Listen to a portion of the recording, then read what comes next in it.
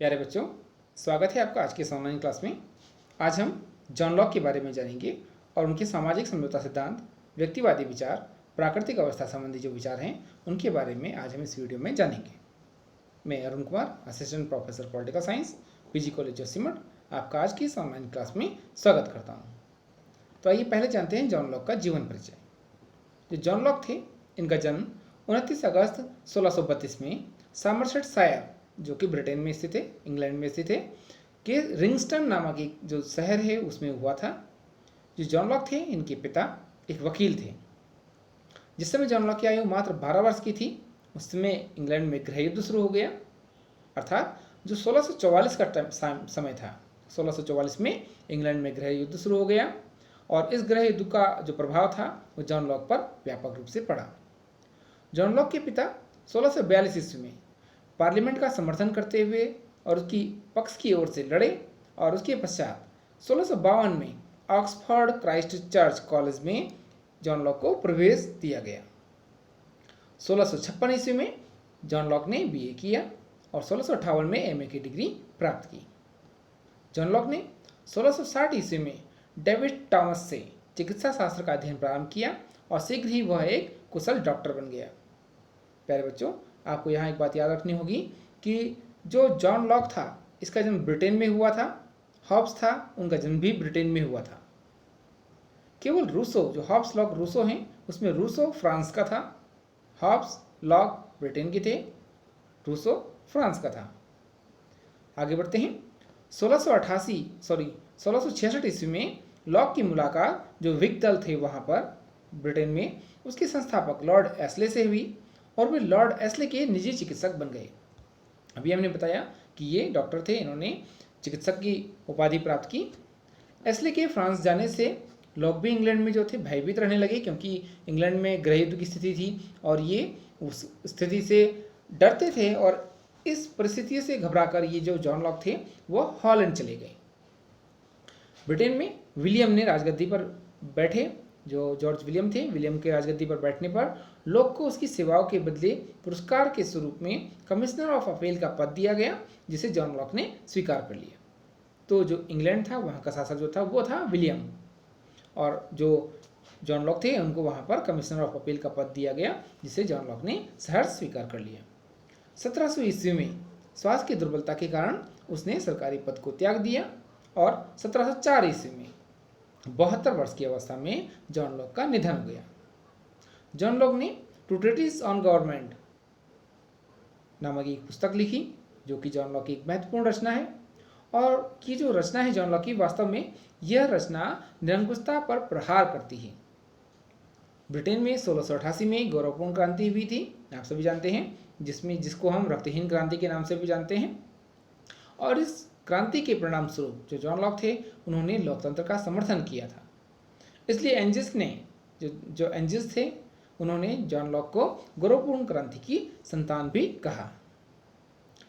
जो John Locke थे उनके चिंतन को प्रभावित करने वाले कुछ कारक भी थे, जिसके कारण जो जॉन लॉक थे उन्होंने शासन के साथ जो 2 समझौते की बात की, तथा जो जॉन लॉक को 1688 की जो रक्तहीन क्रांति थी उसका जो जनक कहा गया या उसका चिंतन की जो संतान कहा गया, उसके कुछ कारण थे जिसका जॉन लॉक पर व्यापक रूप से प्रभाव पड़ा और उसके चिंतन में भी उसके विचारों को दिखाई दिया जाता है। जो चिंतन को प्रभावित करने वाले कारक थे उसमें सबसे पहले चीज़ थी 1688 की गौरवपूर्ण क्रांति, इसे रक्तहीन क्रांति भी कहते हैं। और 1689 में पार्लियामेंट में पारित अधिकार पत्र, जो कि इंग्लैंड की गौरवपूर्ण क्रांति से लॉक ने स्वतंत्रता के विचारों को ग्रहण किया और जॉन लॉक ने लाइफ, लिबर्टी, प्रॉपर्टी, इन 3 विचारों की, इन 3 स्वतंत्रता के अधिकारों की या इन अधिकारों की वकालत की, जिसमें उसने व्यक्ति को स्वतंत्र रूप से व्यक्तिवादी होने की घोषणा करते हुए व्यक्तिवाद का समर्थन किया। अर्थात व्यक्तिवाद के अंतर्गत व्यक्ति को लाइफ अर्थात जीवन का अधिकार, लिबर्टी अर्थात स्वतंत्रता का अधिकार, प्रॉपर्टी अर्थात संपत्ति का अधिकार उसने प्रदान किया। और जॉन लॉक ने माना कि व्यक्ति की भले ही हत्या कर दी जाए, लेकिन उससे लाइफ, लिबर्टी और प्रॉपर्टी, ये 3 अधिकार किसी भी हालत में नहीं छीने जाने चाहिए। इसके अलावा जॉन लॉक जो था वो हुकर के दर्शन से बहुत ज़्यादा प्रभावित था। हुकर भी एक विद्वान थे और हुकर का कहना था कि सरकार सामाजिक हित की प्रतिनिधि होती है और इसलिए वह समुदाय के प्रति उत्तरदायी है। अर्थात जो ब्रिटेन की सरकार होगी, जो इंग्लैंड की सरकार है जिसके बारे में बात कर रहे हैं, वो लोक कल्याणकारी सरकार होगी और उसके चिंतन से प्रभावित होकर के जॉन लॉक ने लोक कल्याणकारी सरकार की स्थापना के बारे में अपने विचार व्यक्त किए। क्योंकि जो हॉब्स थे उनका जन्म 1588 ईस्वी में हुआ और जॉन लॉक का जन्म 1632 में हुआ, अर्थात जो हॉब्स के विचार थे उन विचारों को पढ़ने का अवसर जॉन लॉक को मिला और लॉक हॉब्स के व्यक्तिवादी विचारों से भी प्रभावित हुआ। इसकी स्पष्ट अभिव्यक्ति लॉक द्वारा व्यक्ति के लिए स्वीकार्य जन्मसिद्ध स्वाभाविक और प्राकृतिक अधिकारों की विवेचना में मिलता है। आइए अब जॉन लॉक की अध्ययन पद्धति के बारे में जान लेते हैं। आप सभी जानते हैं कि सामाजिक समझौता सिद्धांत के रूप में हम 3 विचारकों की व्याख्या करते हैं, हॉब्स, लॉक और Rousseau. Thomas Hobbes, John Locke और जीन जैक्स रूसो। इसमें हम पहले बता चुके हैं कि एक बार अगर परीक्षा में प्रश्न पूछा जाए कि जॉन लॉक या थॉमस हॉब्स किस देश के निवासी थे, तो हॉब्स और लॉक ब्रिटेन के निवासी थे, जिसको हम इंग्लैंड कहते हैं, या जो रूसो हैं वो फ्रांस के थे। तो अध्ययन पद्धति के बारे में, जहाँ हॉब्स की अध्ययन पद्धति दार्शनिक थी, तार्किक और चिंतनात्मक थी, चिंतन पर आधारित थी, वहीं जो लॉक की अध्ययन पद्धति थी वो वास्तविकता पर आधारित थी, अनुभव पर आधारित थी और वो विवेक पर आधारित अध्ययन पद्धति थी।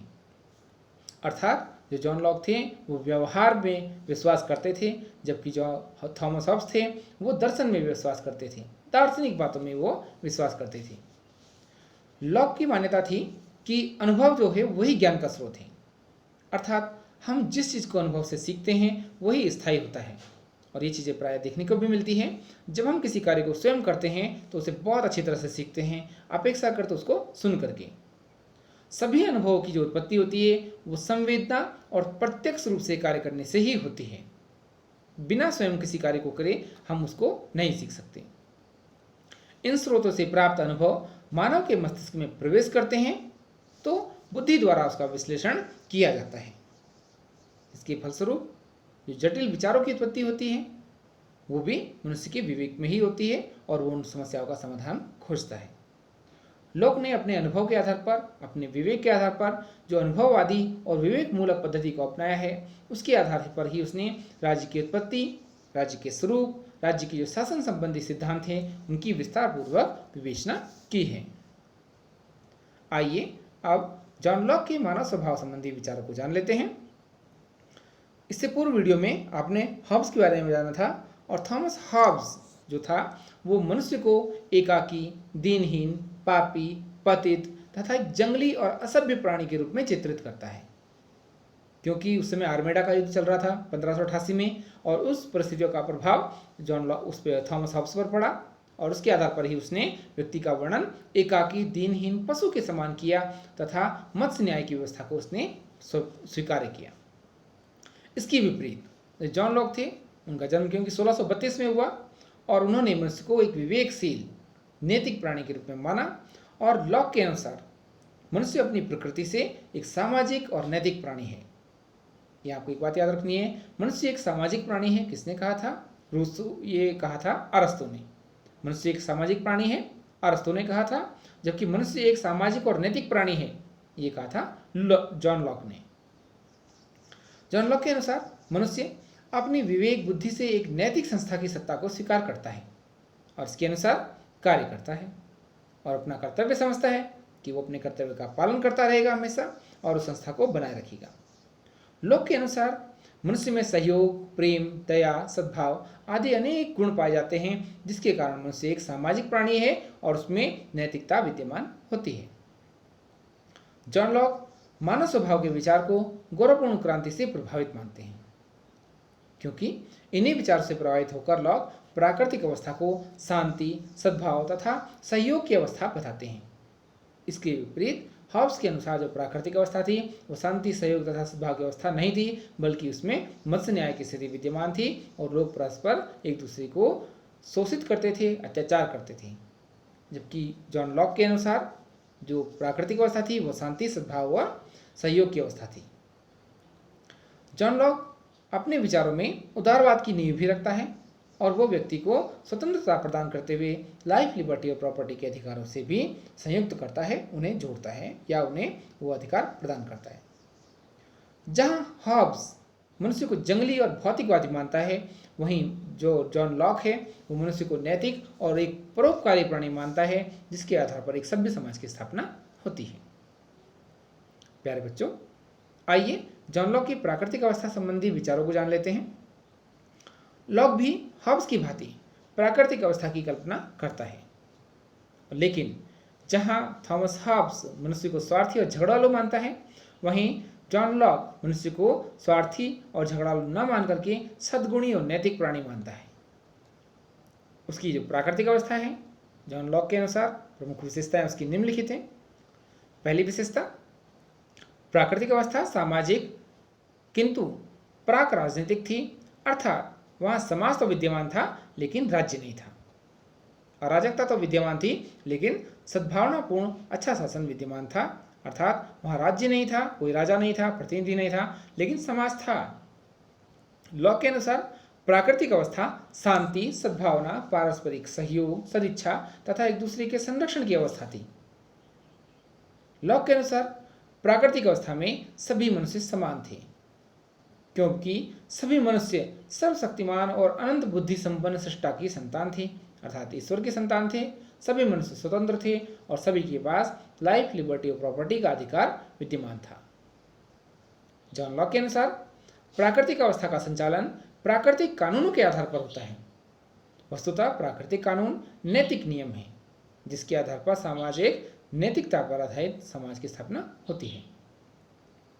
लॉक के अनुसार प्राकृतिक अवस्था में मनुष्य को 3 प्राकृतिक अधिकार प्राप्त थे: जीवन का अधिकार, स्वतंत्रता का अधिकार और संपत्ति का अधिकार, जो हमने अभी बात की, लाइफ, लिबर्टी और प्रॉपर्टी। ये तीनों अधिकार मनुष्य को प्रकृति से प्राप्त हुए हैं, जन्म सिद्ध अधिकार हैं, जिन्हें राज्य के द्वारा या किसी भी संस्था के द्वारा छीना नहीं जा सकता। प्यारे बच्चों, जॉन लॉक के अनुसार सबसे महत्वपूर्ण अधिकार था संपत्ति का अधिकार, और जॉन लॉक कहते हैं कि कोई भी शासक या राजा जो हमारे ऊपर अपना शासन करेगा, वो भले ही व्यक्ति की हत्या अवश्य कर दे, लेकिन उसकी संपत्ति को या प्रॉपर्टी को न छीने। कई बार ये प्रश्न पूछ लिया जाता है, ये कथन किसका है कि शासक व्यक्ति की संपत्ति छीन ले किंतु संपत्ति न छीने, भले ही उसकी हत्या कर दे। ये जॉन लॉक के विचार थे। जॉन लॉक के अनुसार प्राकृतिक अवस्था में कुछ असुविधाएं भी थी, उसको जान लेते हैं। जैसे कि पहली असुविधा थी कानून बनाने वाली संस्था का अभाव था, जिसको हम विधायिका या वर्तमान में संसद कहते हैं। कोई ऐसी संस्था ही नहीं थी जिसके कारण किसी प्रकार के कोई कानून थे ही नहीं। कुछ प्राकृतिक कानून जिसकी हम चर्चा करना चाहेंगे, अगर उन कानूनों को बना भी दें तो उनको लागू करने वाली संस्था अर्थात कार्यपालिका का अभाव था। अगर उन कानूनों को लागू करने का प्रयास किया जाए तो न्यायपालिका का अभाव था। यही कारण था कि जॉन लॉक ने 2 ट्रीटीज ऑन गवर्नमेंट, शासन के साथ 2 समझौते नामक पुस्तक लिखी और 2 प्रकार के समझौते की बात की उसने, एक व्यक्ति का व्यक्ति के साथ और एक व्यक्ति का शासक के साथ। जॉन लॉक के अनुसार प्राकृतिक अवस्था की जो विधायिका, कार्यपालिका और न्यायपालिका की कमी थी या अभाव था, उसको समाप्त करने के लिए ही व्यक्तियों ने समझौते किए और उसके आधार पर ही सामाजिक समझौता सिद्धांत की उत्पत्ति हुई। प्यारे बच्चों, आज के लिए इतना ही। धन्यवाद।